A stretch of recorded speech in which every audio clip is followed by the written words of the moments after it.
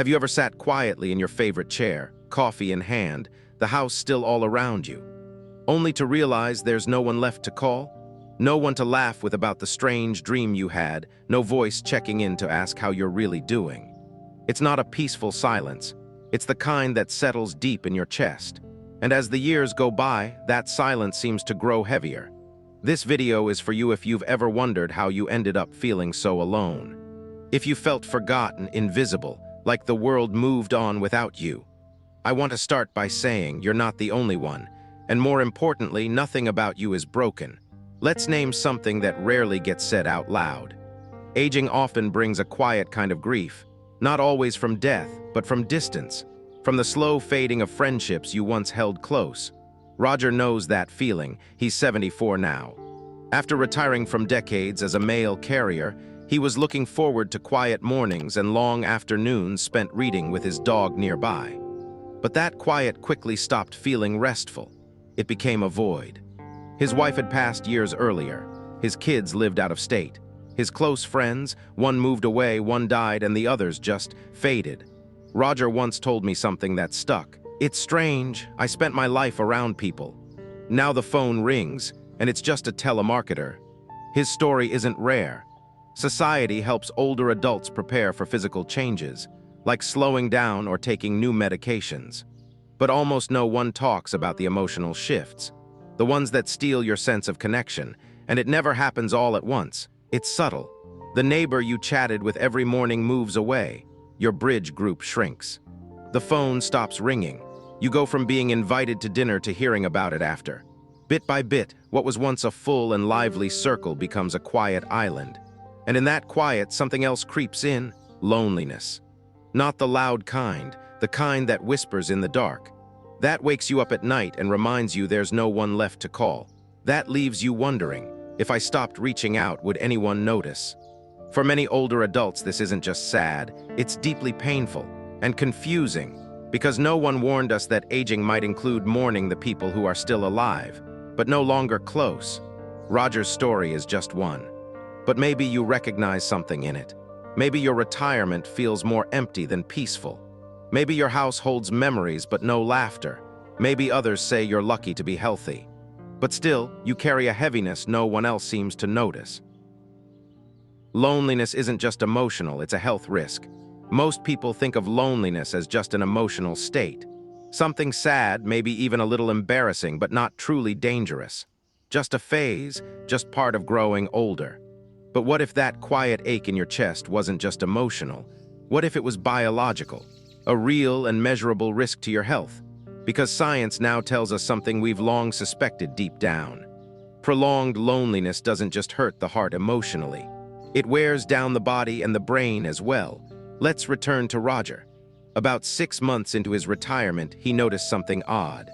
Not just in how he felt emotionally, but physically too. He began sleeping longer, yet waking up feeling tired. His energy drained quickly.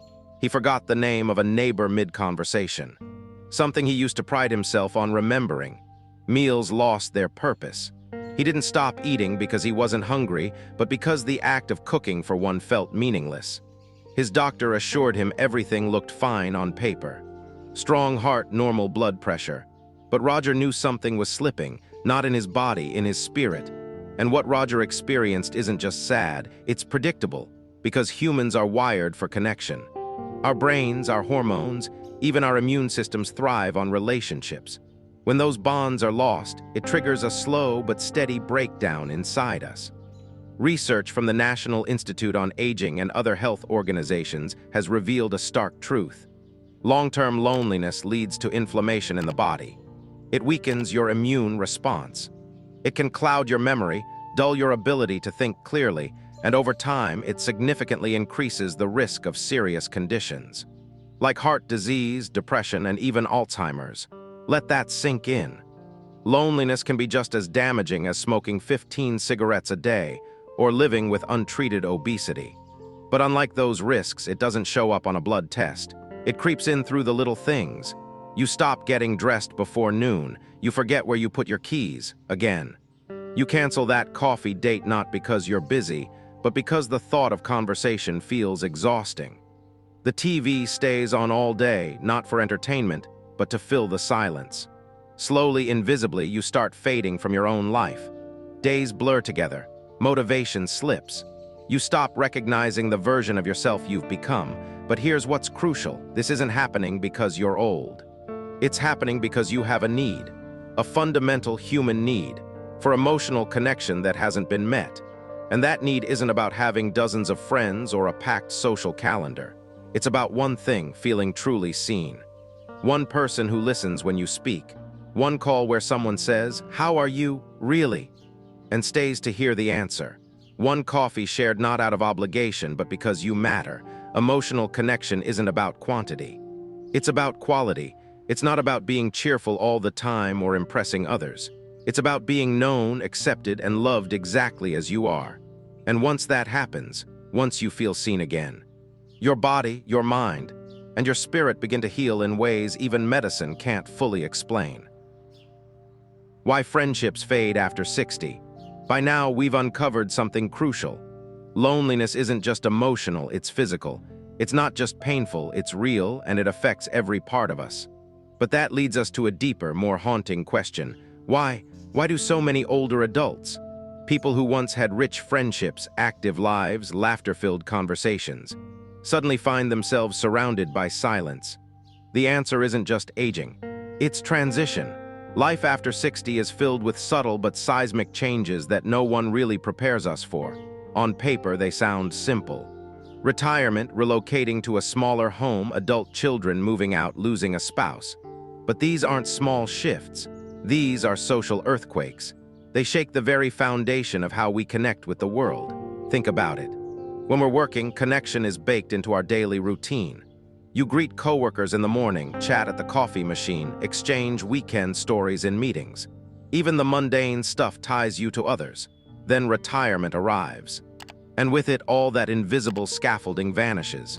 No one expects to see you every day. No one checks if you're okay. Your presence no longer feels required.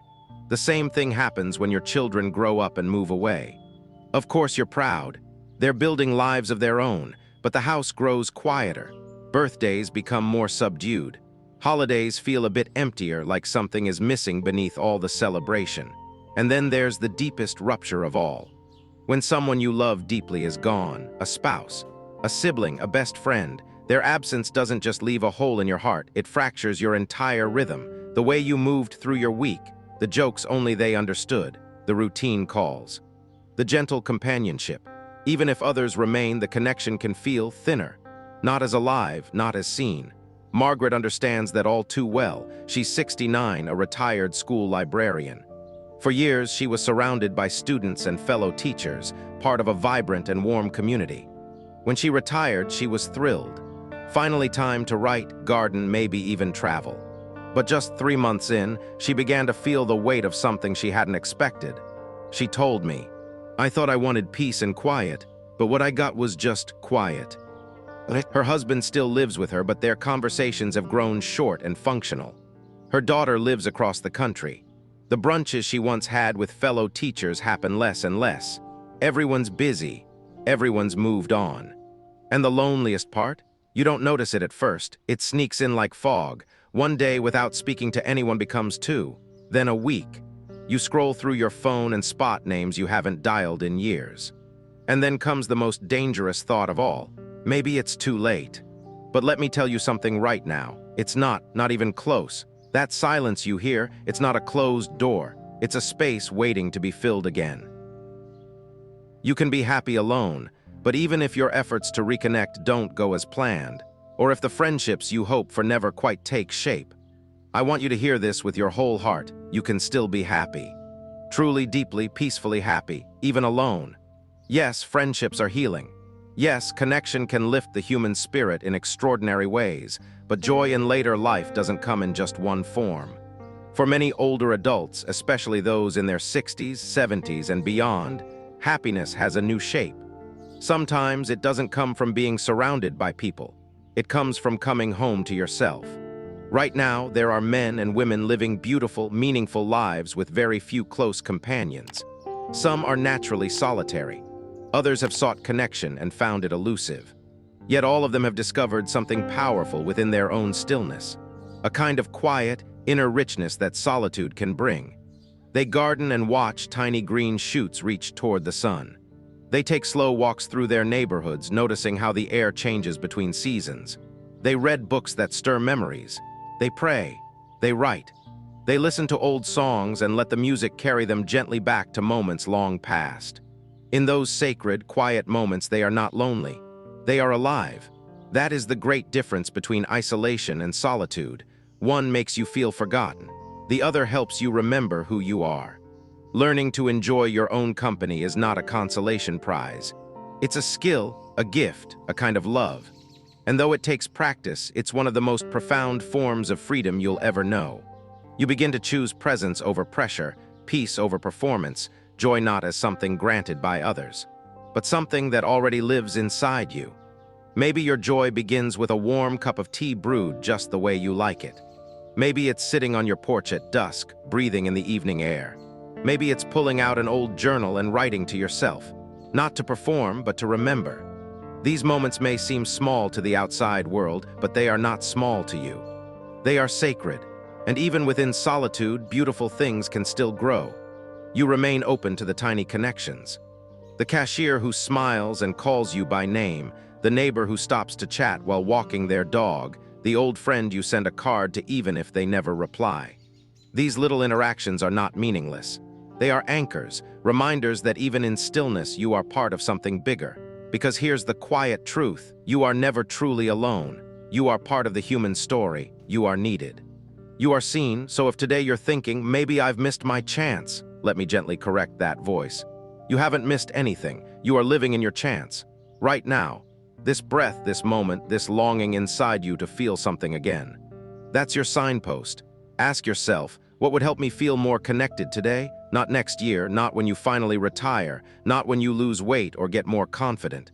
Today, maybe it's picking up the phone. Maybe it's going for that walk. Maybe it's saying out loud, I'm ready to feel joy again. That small act, that quiet declaration is where it begins. Don't let the world convince you that aging means disappearing. It doesn't. Aging means you've lived.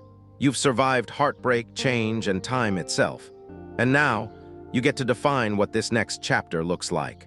Whether you're reaching out to new friends, reconnecting with old ones, or discovering peace in your own company. Please remember this: your happiness is still yours to write. It has no expiration date, and neither do you.